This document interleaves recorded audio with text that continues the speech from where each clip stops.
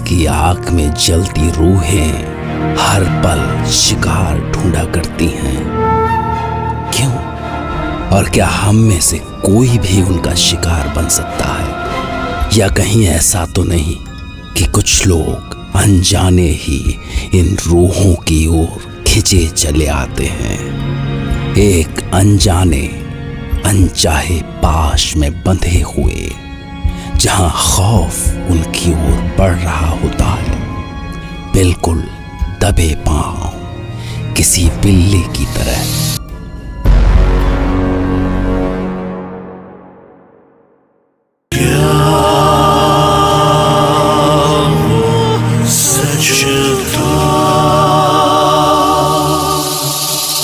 आज हमारे साथ हैं मुंबई से प्राची शाह और वो हमें सुनाएंगी अपने साथ घटी एक सच्ची घटना, जब वो बड़ी मुश्किल से खौफ की अनजान खो से बच सकी।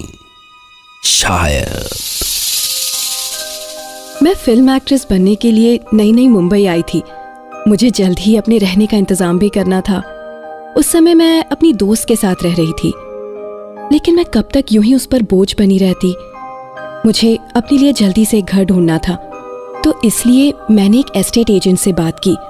वो मुझे जितने भी घर दिखाता, या तो वो मुझे पसंद नहीं आते या वो मेरी पॉकेट से बाहर होते थे। और एक दिन वो मुझे एक कॉटेज दिखाने ले गया।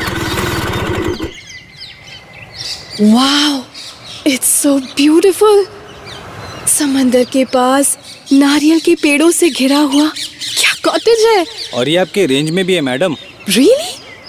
इसका एक रूम मिल जाए तो? रूम नहीं मैडम, पूरा कॉटेज। क्या? Are you joking? इतना शानदार कॉटेज? हाँ बिल्कुल मैडम, और रेंट भी सिर्फ 12,000 रुपए बस। इतने में तो वन रूम किचन भी नहीं मिलता है और आप कह रहे हैं कि ये पूरा कॉटेज? अरे मैडम, आपको जो चाहिए उससे अच्छा मिल रहा है ना, तो प्रॉब्लम क्या है? No, what problem can I have? But और हाँ मैडम, यहाँ शांता ताई है, यहाँ की केयर टेकर, वो साफ सफाई सब देख लेगी। और उनका पेमेंट क्या होगा? कुछ नहीं मैडम, आपको सिर्फ रेंट देना होगा बस। I was shock to hear that, पर कॉटेज शानदार था, सो आई वॉज फाइन। पर एक शॉक मुझे शांता ताई ने भी दिया। कोई नल नहीं खोलने का, पानी नहीं आता उनमें। तुमको जितना भी पानी मांगता है मैं बाहर से भर के ला कर देगी। और मैंने नोटिस किया कि वो अक्सर चेक किया करती थी कि कहीं मैंने किसी नल से कोई छेड़छाड़ तो नहीं की। पर एक रात मेरी नींद किसी आवाज से खुली।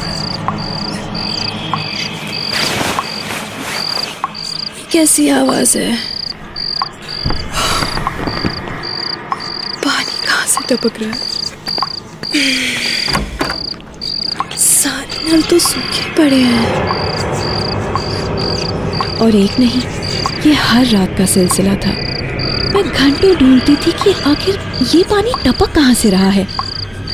और एक दिन मुझे लगा कि हो ना हो ये आवाज़ लॉबी की ओर से आती है।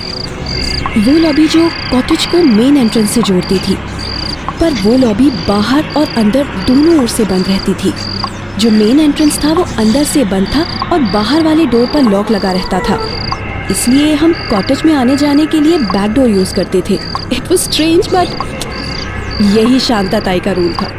और एक दिन मैंने शांता ताई से पूछ ही लिया, ताई ये लॉबी बंद क्यों है?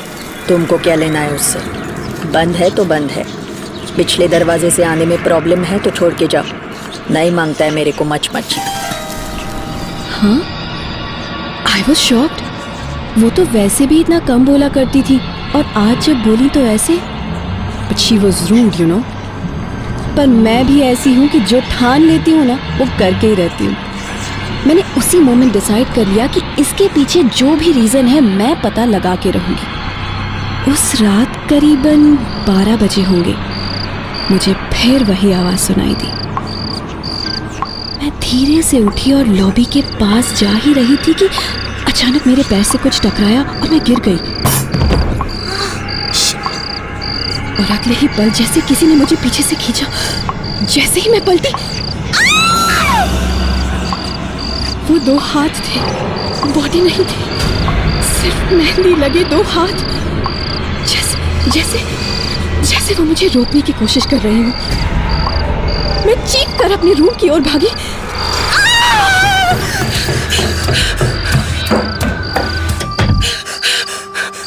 अभी मैं डर से उबर ही पाई थी कि लगा जैसे कोई रूम की ओर आ रहा है। मैं बुरी तरह डर गई थी।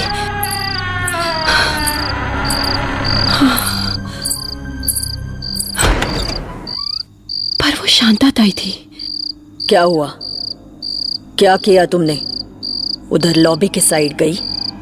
मैंने मना किया था ना तुमको। नहीं ताई, मैं तो यूं ही बस। अभी खाली करो कॉटेज, अभी के अभी। सॉरी ताई, मैं उधर ऐसे ही नहीं गई थी। मुझे ऐसा लगा जैसे पानी की आवाज आ रही थी। पानी का कमी है तुमको? अभी रात में नहाने का है?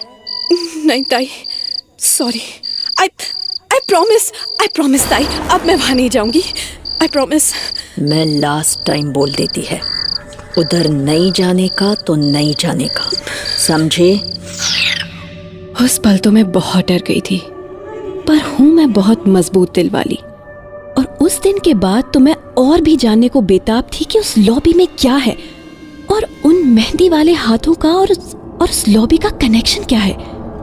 वो मुझे वहां जाने से क्यों रोक रहे थे? और फिर 2-3 रातों के बाद मुझे क्या पता था कि मैं किस मुश्किल में पड़ने वाली हूँ।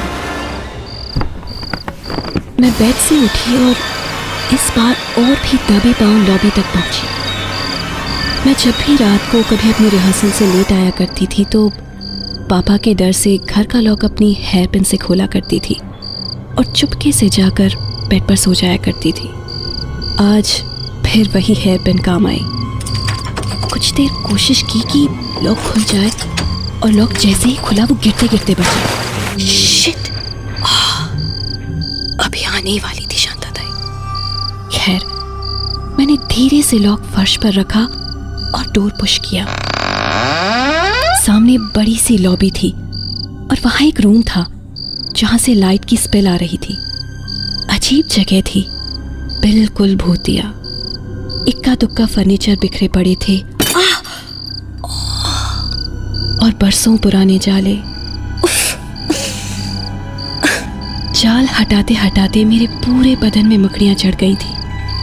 उफ, फंस गई। फिर वही पानी की बूंदों की आवाज, टप टप टप। और तभी मुझे हल्की सी रोशनी में सामने मेन डोर के ऊपर से पानी रिसता दिखाई दिया। यही थी वो आवाज। पर ये पानी आ कहां से रहा है? बाहर तो ऐसा कुछ नहीं था। और जैसे ही मैंने लैच खोला मानो डोर अनबोल्ट हो गया।